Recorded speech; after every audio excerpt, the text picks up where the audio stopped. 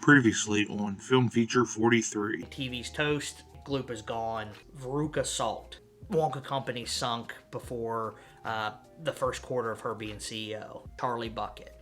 The thing that's stopping him from being the number one best pick is my number one, and that is Violet Beauregarde.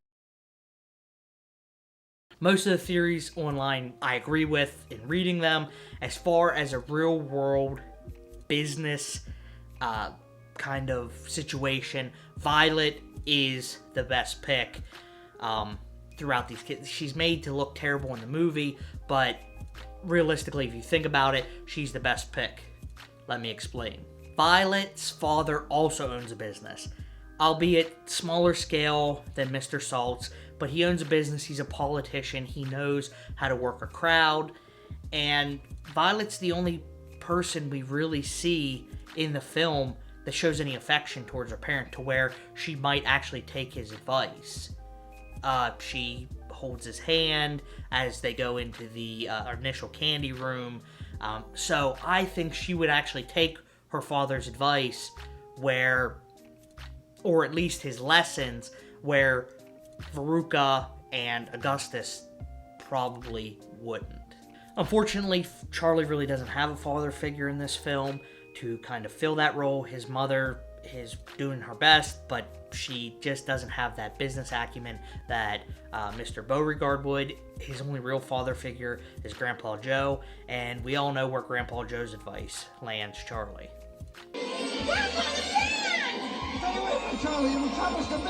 Violet is competitive. We see this in her chewing gum for 3 months straight. She's determined to get that ticket. She switches off of gum to chocolate so she can win the golden ticket, where Charlie isn't that determined. We see him give up after the third ticket is won by Violet. He kind of just throws in the towel. He goes to his mom saying about how he knew he was never going to win anyway. There are only 2 tickets left, you know? Just 2. Pretty soon, just 1. I wonder who the lucky ones will be. Well, in case you're wondering if it'll be me, it won't be. Just in case you're wondering, you can count me out. So that tenacity just isn't there in Charlie that we see in Violet. She's willing to take risks, and she's disciplined. Going back to where she quits chewing gum, that once you're quote-unquote addicted to something, it's hard to quit that thing you're addicted to, and she quit cold turkey to switch to chocolate to be able to be one of the lucky few to go into the chocolate factory. And that's determination, and that's self-discipline that you would need to run a company. She scolds Veruca for wanting to buy one of the Oompa Loompas. I want an Oompa Loompa now! Can it, you nit! Which shows that she would probably have a good business working relationship with them. She's not selfish. She shares her experience of chewing the gum with the rest of the kids.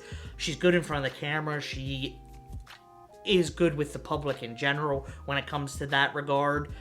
She's given interviews where the rest of the kids, we never even see Charlie give an interview. Mike TV was awful. Augustus was awful. We don't see Veruca give an interview. She's the only one that's really put front and center in that kind of camera heavy atmosphere, and she seems to excel at that, which is something that a CEO would need, or a business owner would need, to thrive in a competitive market. In Wonka's 2 biggest projects that we see him working on in development, the Everlasting Gobstopper and the 3-course meal gum, play into 2 of Violet's biggest strengths: longevity and gum chewing. I mean, it's like those 2 projects were made for her. She chewed gum for 3 months straight. I can't chew gum for 3 minutes without me having to spit it out because it loses its flavor or my jaw starts hurting. But she went 3 months chewing that gum. She has the longevity to see the Everlasting Gobstopper project through, and she has the know-how of gum to really put that project that Wonka seems to favor into action. So there's so many theories out there that she should have been the rightful heir to the kingdom, but I didn't really see any of why she didn't win. So I watched the movie again, 3rd time in 2 weeks, and I think I have an answer. If you take a look at how Wonka treats the kids throughout the movie, there are 2 kids that he treats differently than the other 3. Those 2 kids are Violet and Mike. As the kids are coming in the gate, he shakes each one of their hands until he gets to Violet. He doesn't shake her hand, he touches her chin, which kind of shows a little bit more affection for her. But on the opposite hand with Mike, he's always insulting Mike. He tells him that you should open your mouth a little wider when you speak. because he can't be understood, and he's not answering his questions, saying that he's deaf in one ear and he can't really hear. Never really answers Mike's questions, where he'll answer the other kids' questions. So these two are treated differently, but I think maybe for two different reasons. I mean, even if you look at the traps that they fall into, they're treated differently.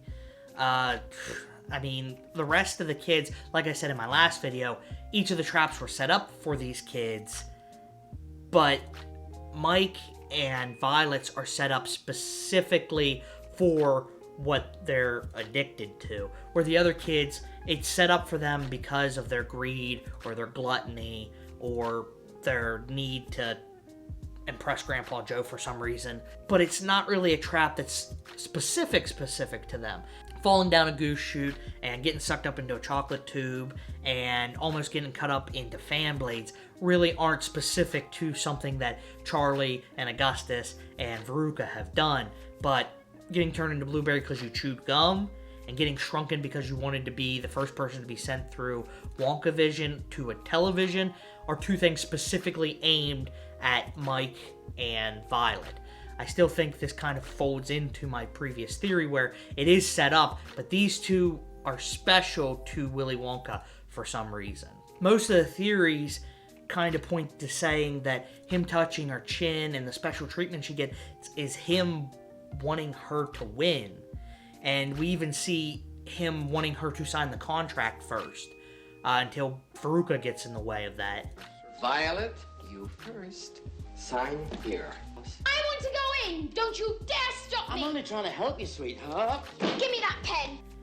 But I don't actually think that's the reason, and this is where I differ from a lot of the theories.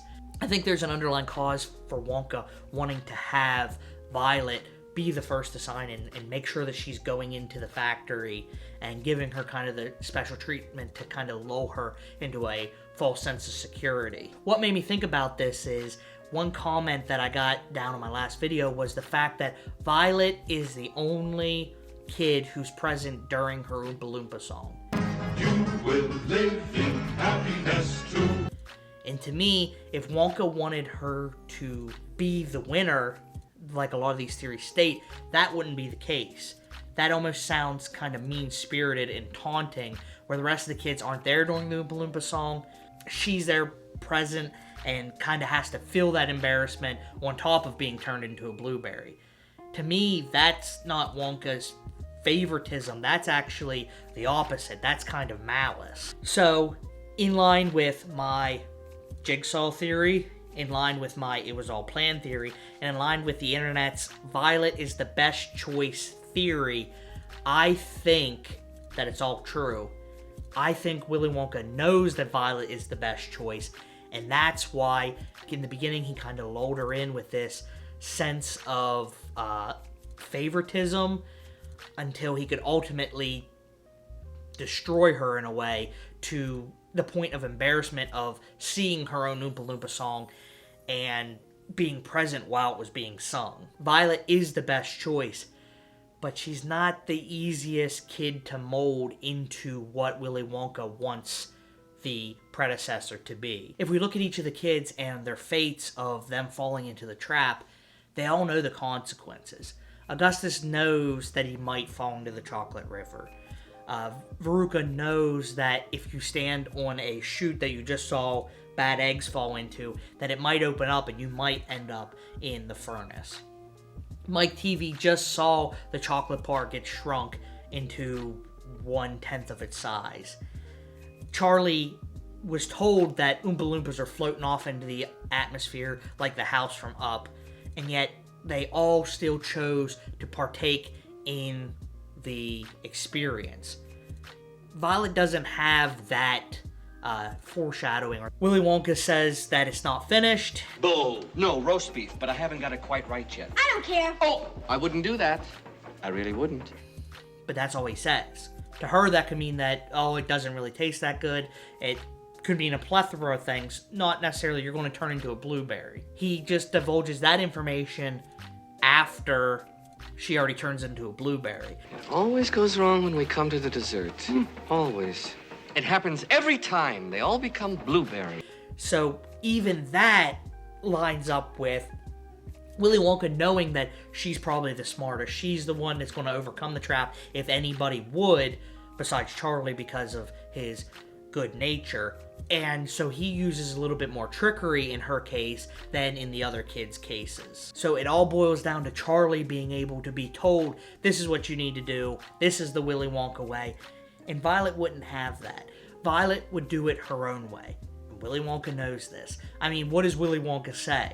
Not a grown-up. A grown-up would want to do everything his own way, not mine. A grown-up would want to do it their own way. Just like Violet. I mean, think about it. These kids are some of the most famous kids in the world now. They're one of the 5 kids that won the ticket that everybody in the world was looking for, from adults to kids to old men who've been in bed for 20 years. Every company from Cadbury to Hershey to Slugworth, they're looking for these kids. I mean, look at the real life example of Verizon and Sprint, where the Can You Hear Me Now guy was taken after he left Verizon and started advertising and giving secrets to Sprint. Wonka knows if these kids walk out of the factory, they will go to the next company. They'll go to the Slugworth with the everlasting gobstopper. They'll go with the secrets of the chocolate river and the Oompa Loompas and all these secrets. And he knows the most equipped out of these kids is Violet. So what's he do? He lulls her in, like I've been saying, and finishes her off. That's why he becomes more mean-spirited. And if you think about it, the traps that the kids fall into, say they all survived, what's going to happen to these kids? Charlie, if he survived like he did, nothing would happen. Veruca would get a little bit of dirt on her from the trash room. Augustus would be covered in chocolate. But the other two, Mike and Violet, if they survive or not, they're going to be horribly mangled. They will never be the same. He wants to make sure that Violet is crushed and squeezed and humiliated, dare I say, even juiced into never wanting to see another chocolate factory again. And that's the plan for Violet from the beginning. If he can pull her in with her tenacity and her ability to run a factory and completely end that desire, it's a win-win. He gets somebody he can mold in Charlie, and he eliminated a future competition that could spring up somewhere down the road. And as for Mike and why he's so different, I just think he hates Mike TV. I don't know why. Maybe that's a theory for another day. But as for now, that's my theory on why Violet really didn't win the factory, but she should have, and the fact that why Charlie did win the factory. If you like it, go ahead and leave a like down below. If you have any other theories on different movies, let me know down in the comments. Like I said, this was sprung from my last video where people left in the comments. I'm here to do videos you guys want to see, so let me know what you want to see, and I'll see you in the next one. Thanks.